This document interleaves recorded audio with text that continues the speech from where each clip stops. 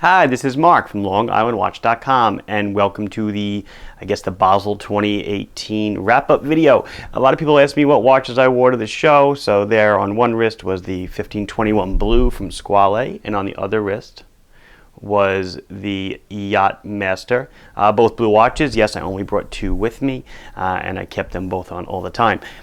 So the show was excellent. I was getting a little worried when it was getting time to leave because I woke up to a lot of snow on the ground on Thursday, but fortunately things cleared up, and before I knew it I was up in the air on my way to Switzerland. So good show.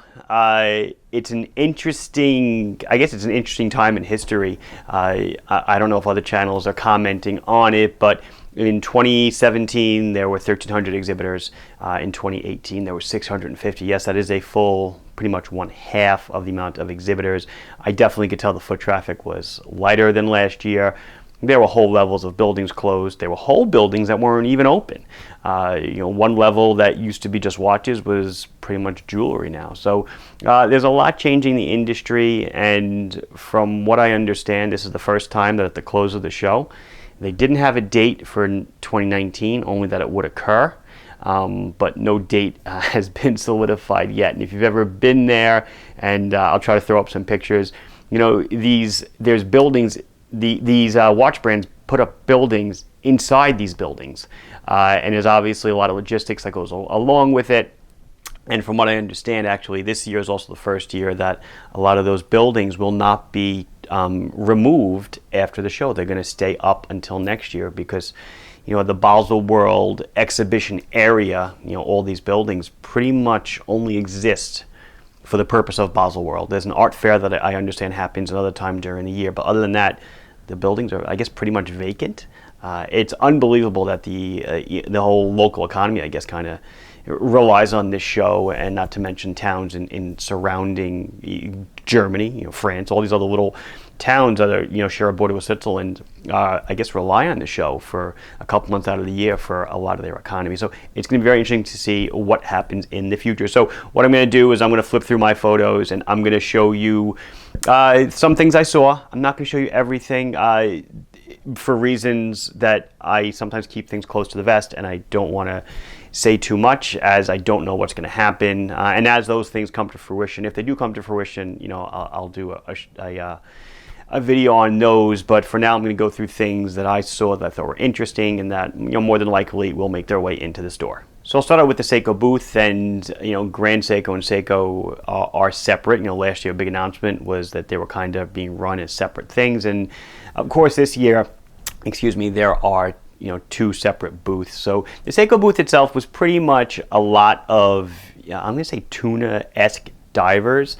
Whether these will come to my store, I really can't say. A lot of times this stuff is for higher end jewelry stores, but still there's a lot of interesting ones to look at, different styles. They harken to watches from long ago. There was a pretty cool compass field watch, if you will. Nice pressages that are probably coming out with the beautiful blue dial. Actually, these might even be available already. And then I saw two beauties that I definitely know are not around yet. We have this Blue Samurai. I'm going to call it the Blue Samurai for now until someone else names it. It's got the blue bezel, but it's got the gradient blue dial that goes from blue to black. And then there's another turtle, which is very similar. It's almost got a gradient blue dial with the blue bezel on the rubber strap. So really, really nice looking.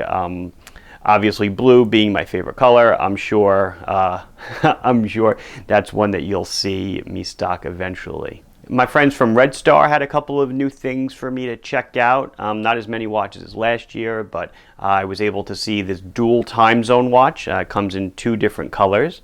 It's two time zones. It's powered by one automatic movement.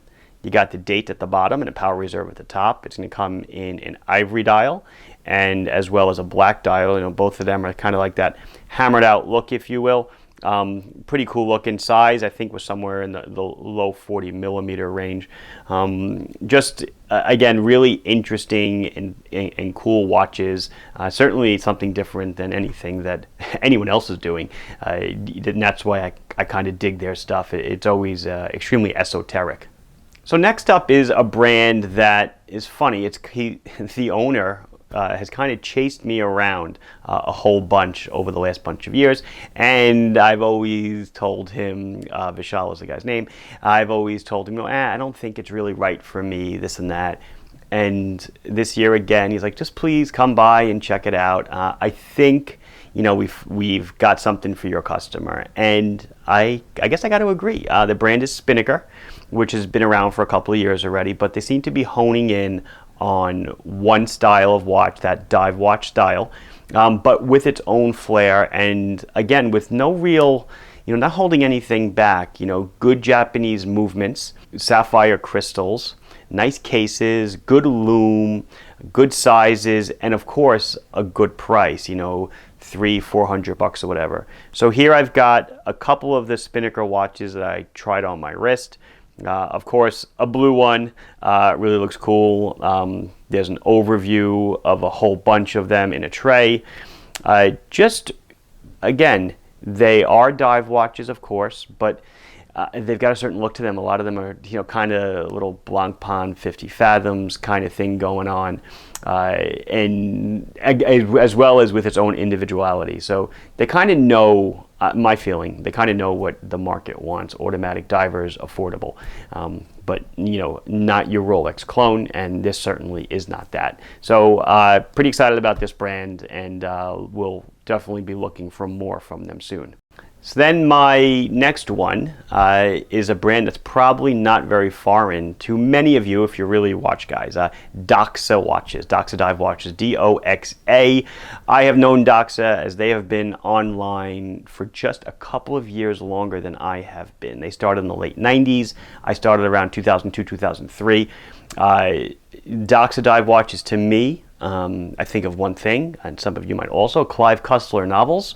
Dirk Pitt always wore a Doxa dive watch, and again, I've known the brand over the years. I've never really wanted to, or never tried to form anything with them.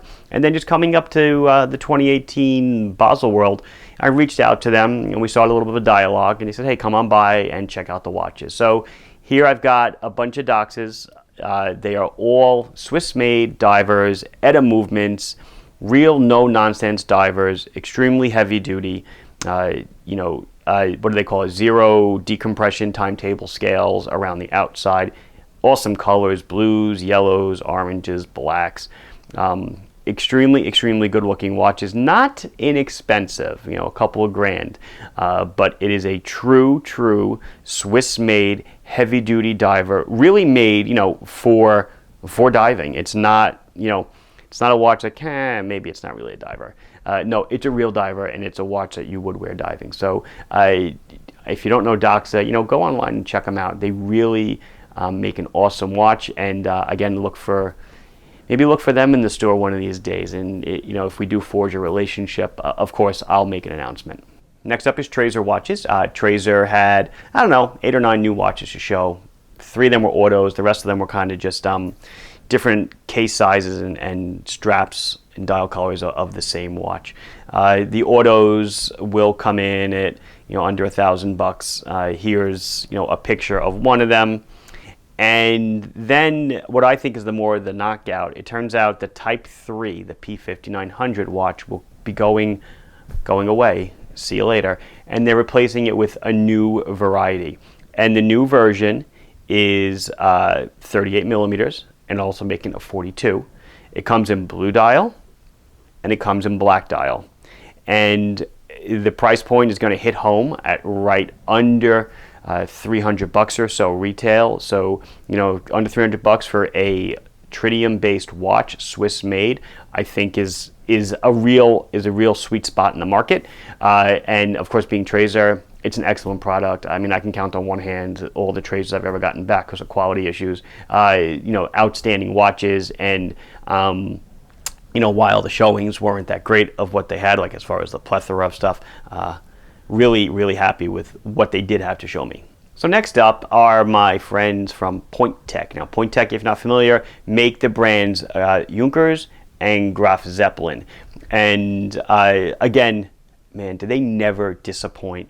They make some beautiful, beautiful watches. And every year, I'm like, oh my goodness, these are awesome looking. Really just different, gorgeous, always affordable. The Quartzes are like $300 and change, made in Germany.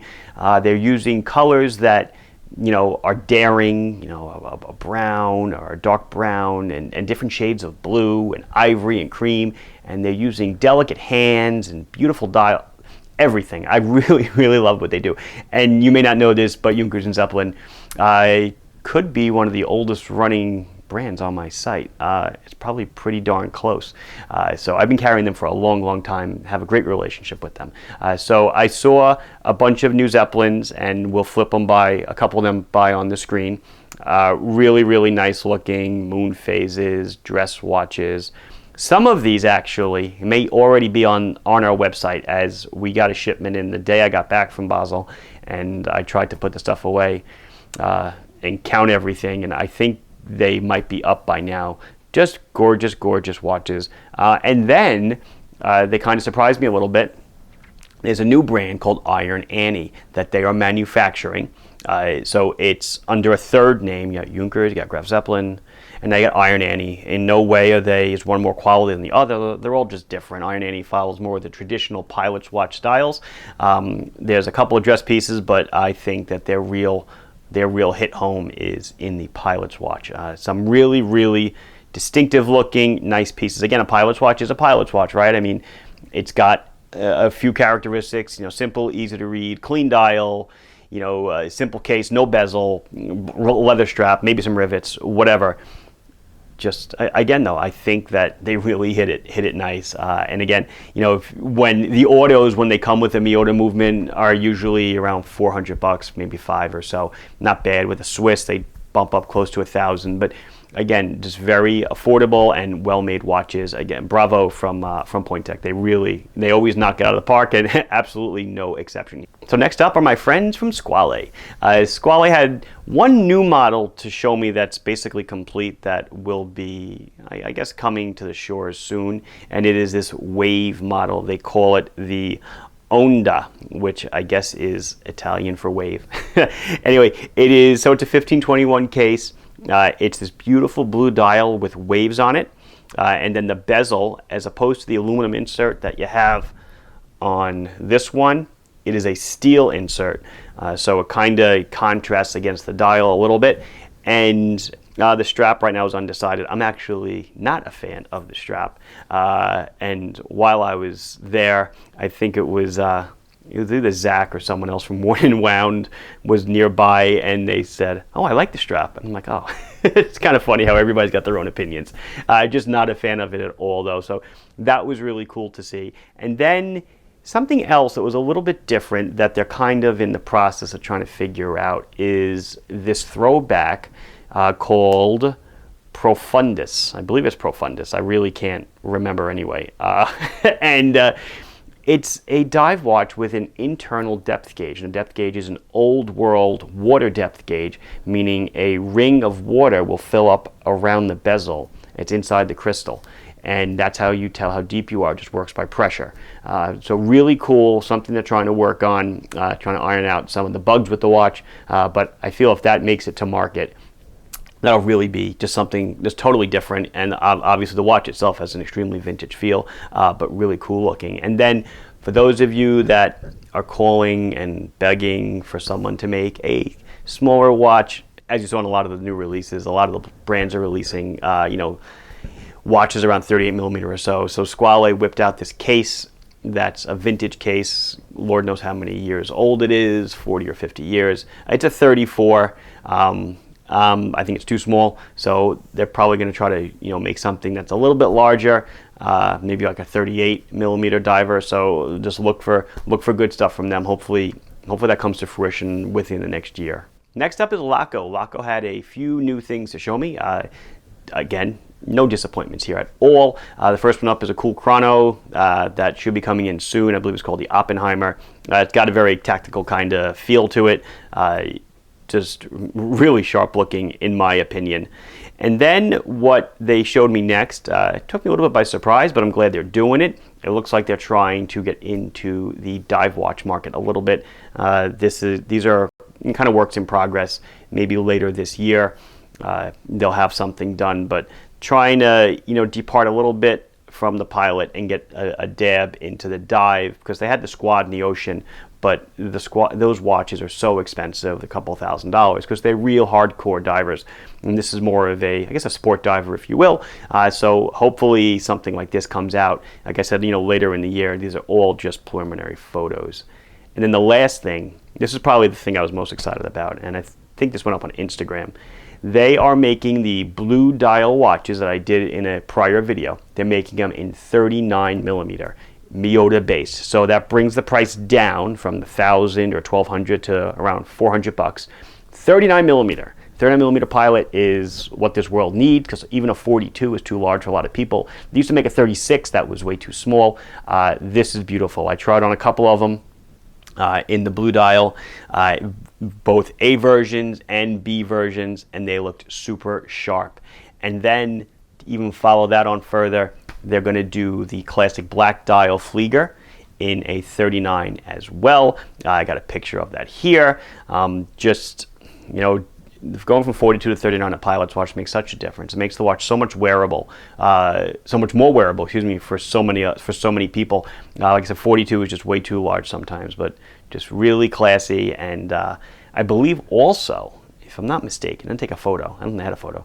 The Augsburg and the Aachen, those two 42 millimeter Miyota Fliegers, are also going to be offered in the 39 sometime this year. I might have even ordered it. I don't even remember. It's like somebody made the analogy once, kid in a candy store. Kind of is. He's ordering stuff, and you kind of forget what you ordered. And then eventually a big box comes to your office and you go, oh, hey, I did order that. So I think that's coming. That's going to be awesome. So next up is another brand called Mangia. Mangia, if you're a Long Island watch fanatic, you'll know we carried, has to be over 4 or 5 years ago, carried it for a couple of years. The brand never really caught traction in the States, and as such, they have no U.S. representation, no U.S. distributorship. I always loved the watches, to be perfectly honest with you, and when people have emailed me in the past and asked, why did you stop carrying Mangia? The answer is simple. The watches didn't sell. It's got a decent name. It's not a known name. It's not, I don't know if you know Doxa, but it's not Seco. It's not Citizen. It's Mangia. But it's not a horrible name. It sounds good. Nice and Italian. And the styles, were decent. They were nice looking styles, maybe a little bit conservative. And then again, I walked by the booth. Mangia is made by Sordi, which is an Italian company. And now I've seen they've broken up the line between Mangia Italy and Mangia Swiss. Mangia Swiss is obviously all your Swiss-made pieces, a little higher end. Mangia Italy is all made in Italy pieces with a little more emphasis on design. At least that's my opinion of it. And I'll flip through some watches that I took a look at. A bullhead chrono, some vintage-looking green dial chronos. This beautiful ivory dial with the blue hands, this quartz model, and this is probably just a couple $100, maybe $300, $400 or so, with all that awesome styling and that great distressed leather. A little bit of a Pepsi bezel diver, if you will, and this one is an automatic, so it's going to have a Miyota movement, so bravo there. This one I happen to love because, well, I got to be honest with you, I want a Zenith El Primero, and I saw it's like, oh, yeah, maybe I can get one. It's a little more affordable. Yeah, it's certainly an homage of sorts, but it's just gorgeous looking in its own right. Beautiful quartz chronograph. And it just went on and on and on. And again, I think we'll forge a good relationship, and hopefully I can grab them, bring them into store, and offer them up to you. So last up, I did have a little bit of pleasure while I was out. We did visit Lucerne on the last day. Turns out I have a friend that is currently living there, an American that I went to college with. He's currently living there on assignment in this company, and he took us around the city. And this might have been, it's scary to think this, the highlight of my trip. We were not invited, excuse me. He told us, he said, we'll go to the house of Chronos Swiss. We could walk around. I hear it's really cool. And if you don't know Chronos Swiss is a brand that's been around for 30 plus years. It's a made in Switzerland brand. Started by Gerd Lang. I'm probably going to mispronounce his name, but he started the brand. The brand was sold off a few years ago to an investment, basically an investment house, more or less. And that's really notwithstanding. It doesn't matter. So we walked in and we just talked to the guy that was managing the shop at the moment. And when you walk in, you're all of a sudden greeted with, there's clear windows and there's a bunch of watchmakers there, doing all their stuff, and that was really nifty. Anyway, so we talked to the shop manager and, just said, hey, we're visiting, maybe we can just, take a look around. And it's a store, you can buy stuff, but it's also like their factory. And to say they went above and beyond is an understatement. Extremely, extremely nice. The highlight for me was I got to see them doing guilloche on a dial with a Rose engine. If you don't know what a Rose engine is, I'll throw up some pictures. Rose engine is this machine from hundreds of years ago that they don't make anymore. The last one was made somewhere in the 60s. And it's what they use to carve the dials. And I guess it's not a lathe, kind of looks like a lathe, kind of like a pantograph, where there's a bunch of wheels on one side and a feeler gauge, if you will, and it runs across the wheel as the wheel rotates, and that movement is cut down by a scale factor, and you're able to engrave a dial with precision. And there's no electricity; it's all done by hand. So this, to me, that they showed it to us, they took us into the workshop, and the dial maker at the time was actually working on a dial, and he showed us how it works. And I was, if you're a watch guy, this was awesome, amazing. They were so nice to us. One of the owners of the brand came out to talk to us because she heard English, and she came out to say hi. So that was amazing. And then they took us into the enamel room to show us. I didn't get any pictures, I don't think, to show us how they enamel dials and the oven they bake them in and everything. And that was superb. That was awesome. Again, for a watch guy, for any of you, simply superb. So thank you so much, Chronos Swiss. I really, really appreciated the tour that I got. And the other thing that Lucerne is known for, apparently, that we found out, is it's got a hell of a lot of watch stores. I mean, crazy, crazy, crazy amounts. Every block is another watch store, and that's not Seco. I don't think I saw any Secos. It's all high-end Swiss stuff. Everything. The Bucherer store is there, and from what I am told, that is the largest volume door of Rolex in the world, or one of them. God knows how many hundreds of millions of dollars go out of there a year or something. And just walking around, I saw this Rolex for 100,000 francs right there in the window, in the display. It was just crazy, and the place was loaded with people. So I believe it. I'm just watch heaven. So that wrapped up the trip, and it made it really cool. So anyway, this has been Mark from LongIslandWatch.com giving you the Baselworld 2018 wrap up. Please like this video if you enjoyed it. Please subscribe to the channel if you have not done so. If you have any questions or comments, please put them down below, and I'll be sure to address them as soon as I can. Thank you for watching. Bye-bye.